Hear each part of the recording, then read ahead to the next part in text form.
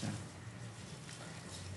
আজকে আমরা কি করব, ইএনভিআই সফটওয়্যারে কিভাবে ল্যান্সার ডাটাকে স্ট্যাক করা যায় এবং কিভাবে আমাদের একটা সুনির্দিষ্ট অঞ্চল আমরা এক্সট্র্যাক্ট করব, এটা আমরা দেখব। তো আমরা প্রথমে আমার ল্যান্ডস্যাট যে ডাটা আছে ওইটা আমরা অ্যাড করে নেব। তো আমার ল্যান্ডস্যাট ডাটায় 1 থেকে 7টা ব্যান্ড আমরা পর্যায়ক্রমে অ্যাড করে নেব। ব্যান্ড 5, হ্যাঁ ব্যান্ড 6, ব্যান্ড 7। আচ্ছা, আমরা ব্যান্ডগুলোকে অ্যাড করে নিচ্ছি।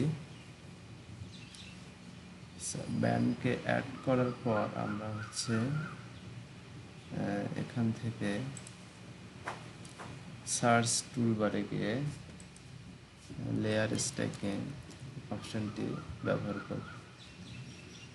আমরা লেয়ার স্ট্যাকিং টুলে প্রবেশ করার পর আমরা এখানে ইম্পোর্ট করব ফাইল। আমরা ইম্পোর্ট করলাম যে 7টি আমরা ব্যান্ড নিয়েছি, সকল ব্যান্ডকে আমরা ইনপুট দিলাম। এরপর আমি আউটপুট ফাইল নেম হিসেবে আমি এখানে ফাইলের নাম একটি দেব, ল্যান্ডস্যাট 2025 দিলাম। আচ্ছা, আমি ওকে করলাম। এরপর আমাদের ব্যান্ডগুলো স্ট্যাকিং হয়ে যাবে। যাবে তো, তার আগে আমি ওটা দিয়ে এসে যাবো। আমাদের একটু সময় লাগবে সামান্য।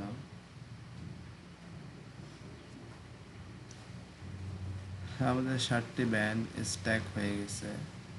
তো আমি যদি এগুলা আনচেক করে দিলাম,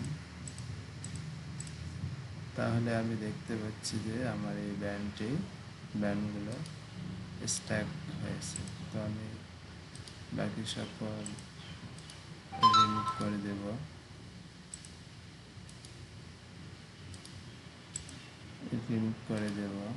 এগুলা